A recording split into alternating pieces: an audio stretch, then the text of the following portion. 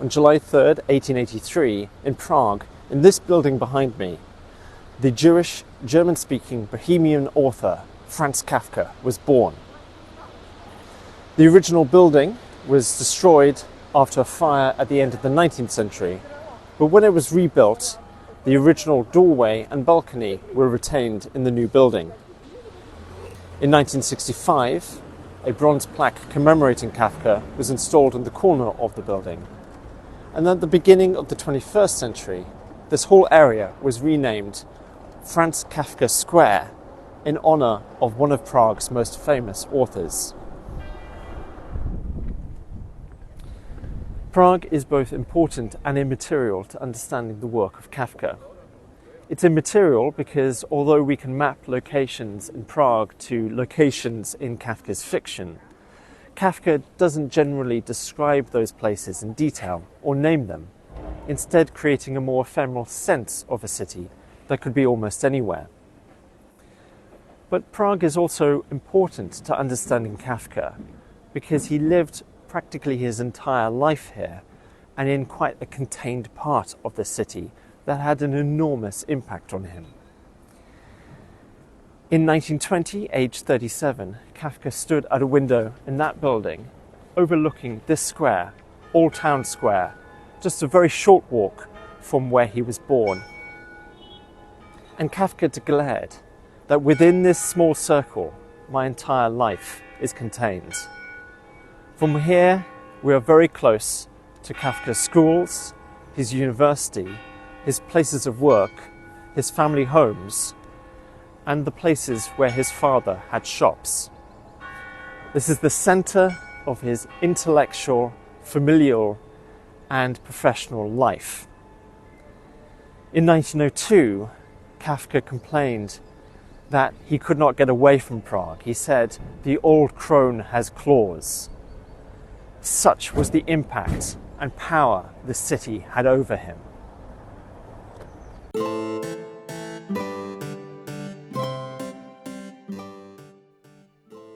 The Café Louvre is a 10-minute walk from the Old Square. It first opened in 1902, closed in 1948 after the communist coup, and then reopened in 1992, when the owners restored it as closely as possible to how it was before the Second World War.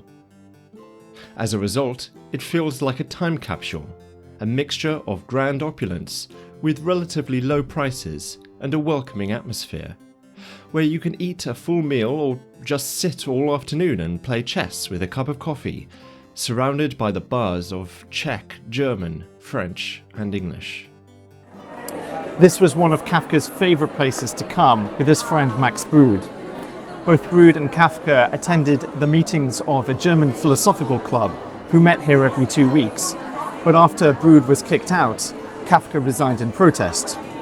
That didn't stop Kafka and Brod from coming here to socialise. And for Kafka, this was a fantastic place to escape from the stresses of his familial and professional life. Just off Old Town Square is Teletna Street, where Kafka's father, Hermann, had a haberdashery shop. In a Kafkaesque twist, the building now contains the Museum of Torture. Also off Old Town Square is the House of the Minute, where Kafka lived as a child and where his 3 sisters were born. It's right next to the astronomical clock, which Kafka would have walked past on his way to school every day.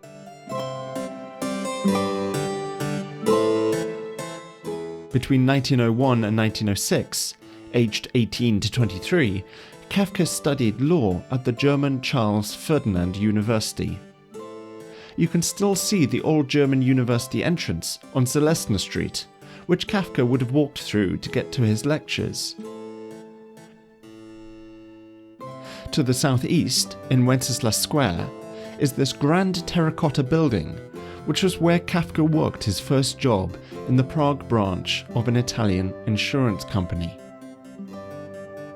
Moving northwest, we find Golden Lane, part of Prague Castle, which was constructed in the 15th century for the castle guards, but later developed into this collection of houses along a narrow street.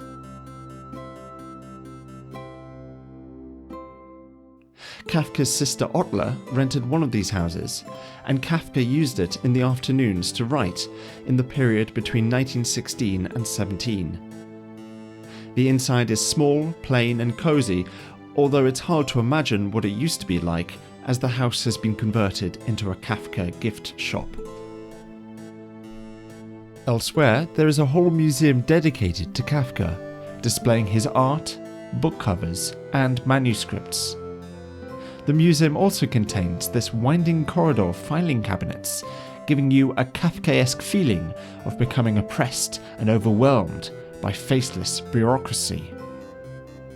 Similarly, the world of Franz Kafka attempts to convey the atmosphere of Kafka's work, making the visitor feel as if they were one of his protagonists. It is an art exhibition housed opposite Kafka's birthplace, filled with eerie and unsettling dioramas, images and videos. Moving outside, we find this statue, created by Jaroslav Rona and unveiled in 2003. It is located in the heart of the old Jewish town and depicts Kafka riding a headless figure in a reference to his 1912 short story, Description of a Struggle. Finally, we come to this sculpture of Kafka's head, created by David Cherney and unveiled in 2014. The 45-ton structure rotates every 15 minutes, perhaps representing Kafka's anxiety and self-doubt, or the twists and turns in his fiction. As well as visiting the places important in Kafka's life, I also wanted to visit places important to his fiction and read some passages in his work at the places they were inspired by. My first stop was the 14th century Charles Bridge.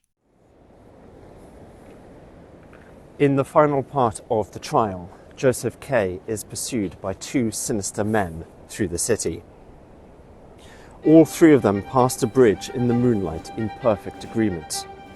The men willingly followed the slightest movement of K's. When he turned towards the railings, they also turned in that direction in unison. The water gleamed and quivered in the moonlight. It parted around a small island where masses of foliage from trees and shrubs had been crushed and piled up. Beneath them, but now out of sight, there were gravel paths with comfortable benches where Kay had often stretched and relaxed during the summer. "Oh, I didn't mean to stop," he said to his companions. Their willing compliance made him feel ashamed. One of them appeared to reproach the other mildly about this misunderstanding behind Kay's back. Then they went on.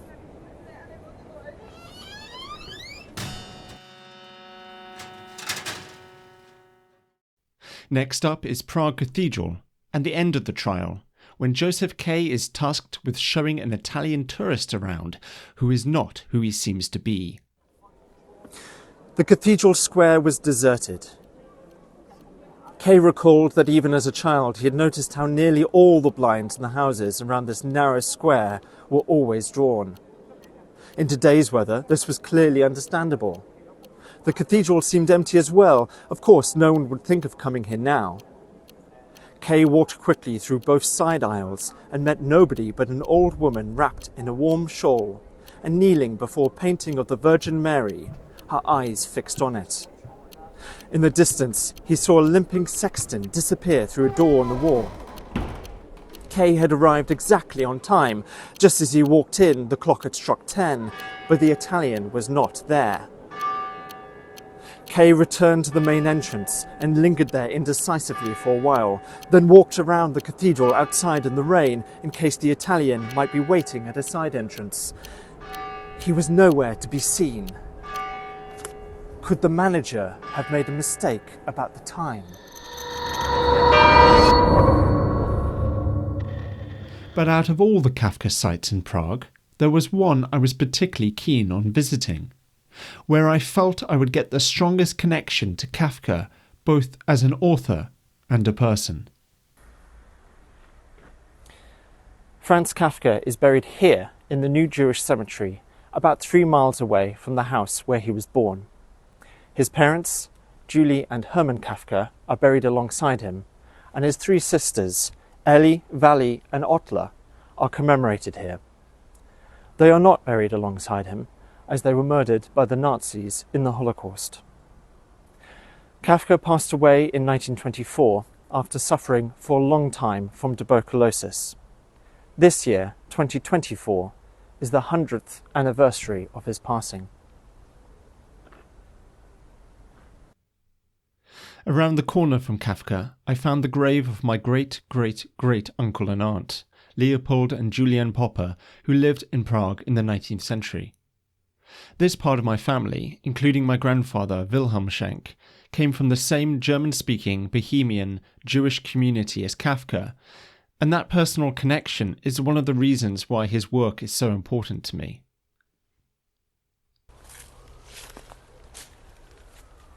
My great-uncle, Hans Schenk, used to say that between the two world wars, it was easy to describe who he was. He would simply say, "Ich bin ein Burmer," I am from Bohemia. After the Second World War, however, that identity became a lot more complicated and much less well understood. Similarly, Kafka's identity has been disputed. Does he belong to Israel because of his Jewishness, to Germany because of his language, or to Czechia because of where he lived?